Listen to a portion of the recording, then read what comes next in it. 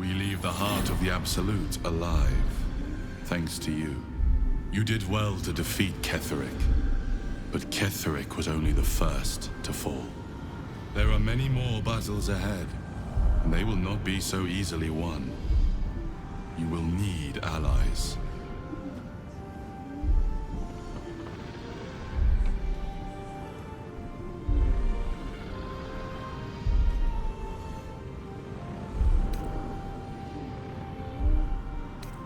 Whatever you might do to one cannot be worse than what the Chosen will unleash on all.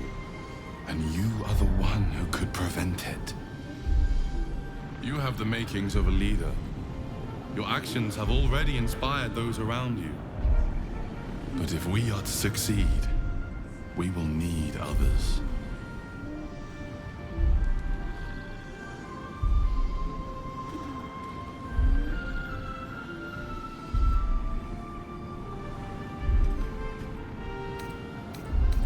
Baldur's Gate may not know it yet, but its fate is bound to ours.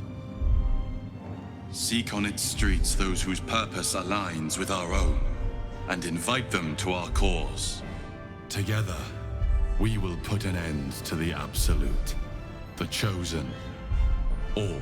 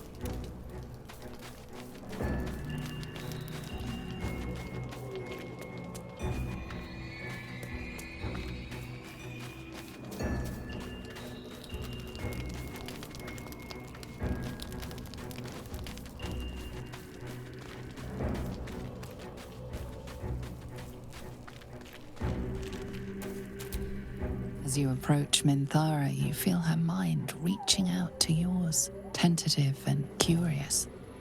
Then it retreats, soft as a whisper. Sorry. Old habits.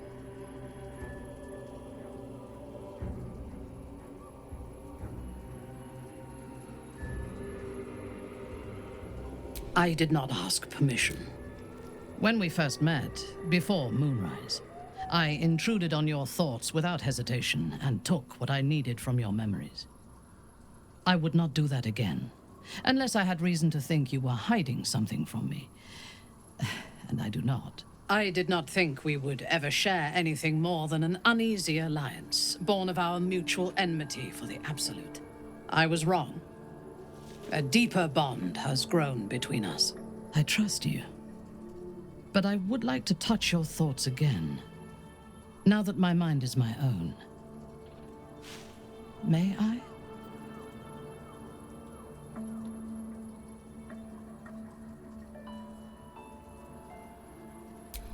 Of course. I do not hide anything from you.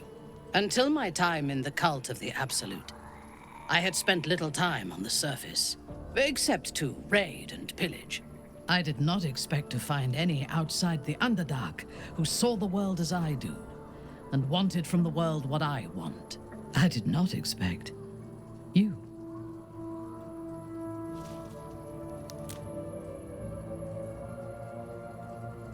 I have been told that I am special since my mother first held me in her arms. The burden of expectation.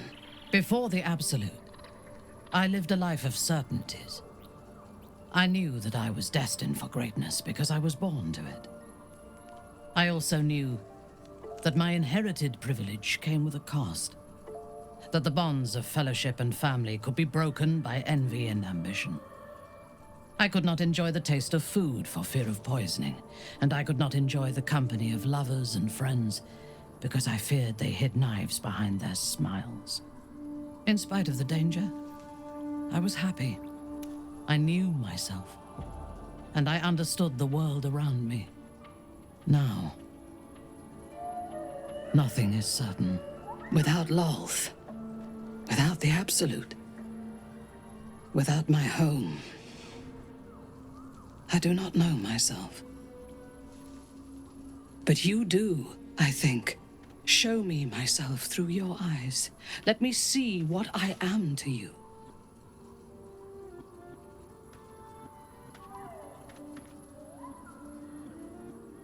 She joins her thoughts with yours, and you are as one. You share in her strength of mind and formidable will, but also the doubts that eat at her conviction. Those doubts cluster in swarms, and the thickest is around her sense of self. She pushes past, revealing the image of her you hold in your mind. What does she see?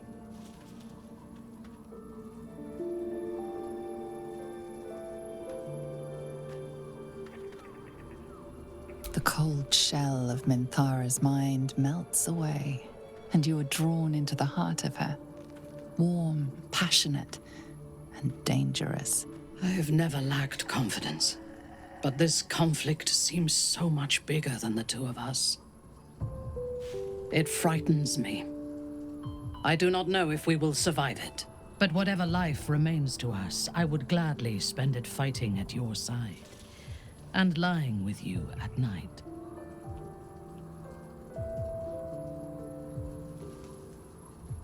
Her mind touches yours, feather light and hesitant. A stark contrast to the confidence with which her thoughts intruded on yours in the past. Tonight, there will be no voices, no orders, no gods. I belong only to you.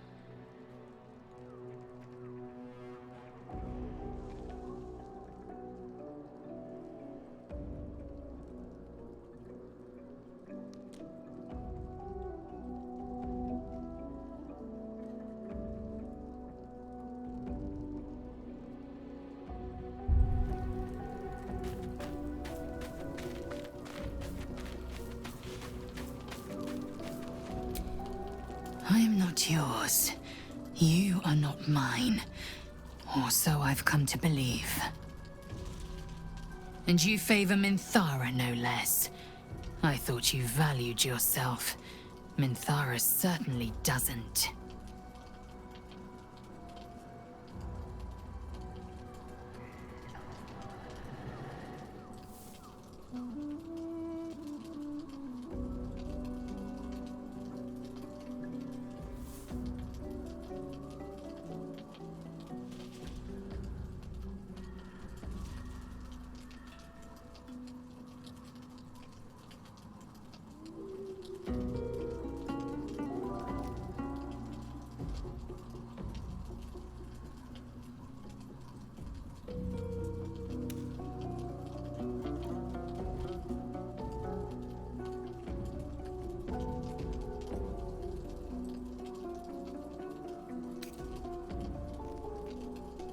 What you really mean is that you're too mild for me. Why even live if you don't live intensely? You are Shak Fonash Dew, source of my bruises. The wounds you inflicted will heal, but they will leave behind scars.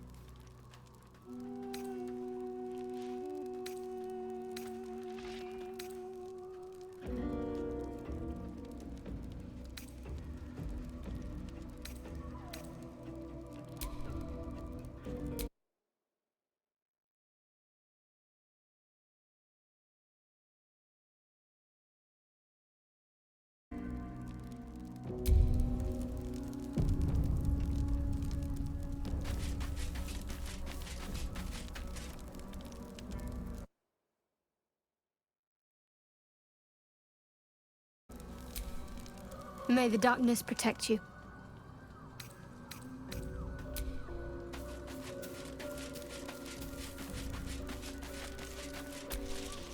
Greetings.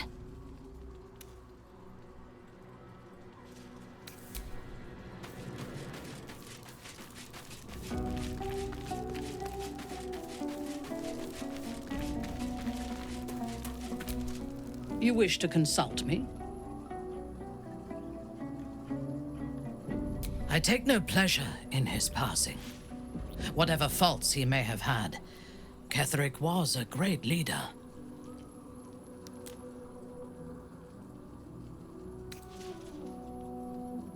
Life was crueler to him than death. It is no great wonder that he found his strength in Merkel. I believe he was an honorable man, but the gods used him as their plaything. First, Shah and her sister, then the three behind the Absolute.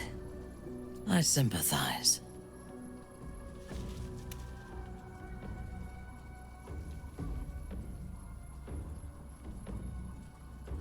It is a sharp mind that feels sympathy for one who suffers unnecessarily, not a soft heart. I saw strength in Ketheric that had been diluted by pain, but I will never forgive him for handing me to Orin. For that, I hope Merkel hollows out his bones and lets them be dust.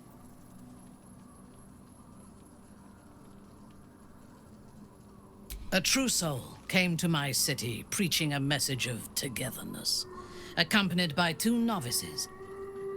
Menzoberranzan is not fertile ground for such messages. I killed them and hanged their bodies in my garden.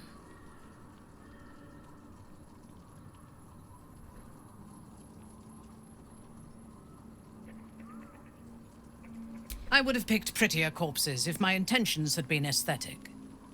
This was a warning against heresy. I was not content with the warning, though. I intended to wage war on their insolent god and the rest of its followers. Even as the flesh sagged and sloughed away from their eyeless skulls, their audacity infuriated me. I had to know where they came from. And whoever sent them was counting on my curiosity overcoming my caution.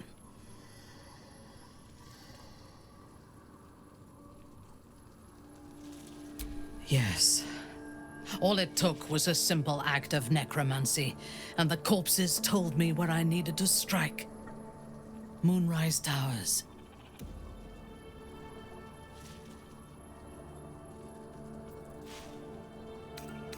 No. I was prepared for combat, but I intended to strike subtly. As it turned out, to my shame, I was defeated without even drawing my weapon. I came to Moonrise with a retinue of warriors and assassins, the best House Bainray had to offer. I expected a battle, but found a fully laden feast table and a welcome befitting a house matron. Ketheric expected us, expected me, and I fell for his flattery.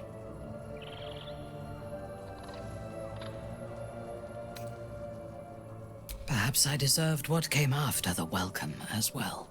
Ketheric proposed an alliance between Moonrise and Menzoberranzan. I admit I was captivated by him. He invited me to the head of his table as his guest of honor. I was wary, of course. If I had been in his position, the food would have been poisoned.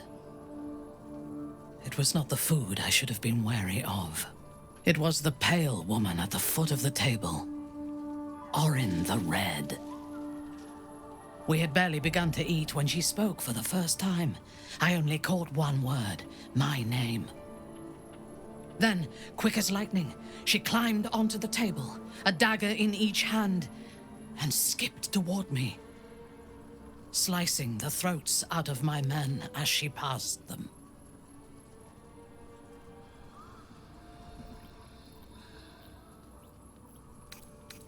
Few things frighten me. Orin is one of them. Ketheric held me still, his hand on my shoulder, the grip tight enough to crack the bone. When Orin stood before me, she touched the dagger to my eye, drawing out a tear of blood. "I want this one," she said. Ketheric nodded his permission, and I was taken below. You've seen the horrors of the colony. Orin kept me there for days. She forced me to watch as my men were processed. Some for food, others as thralls. And then she placed the tadpole in my eye herself.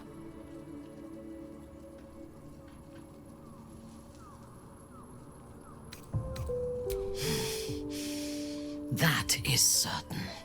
You know the rest as well as I do. There were massacres before the Grove. Religious communities, mostly. Those who refused to convert. Then there was you, and now there is freedom. Soon there will be vengeance. A disparate collection of vagabonds and strays. Did you have anyone particular in mind?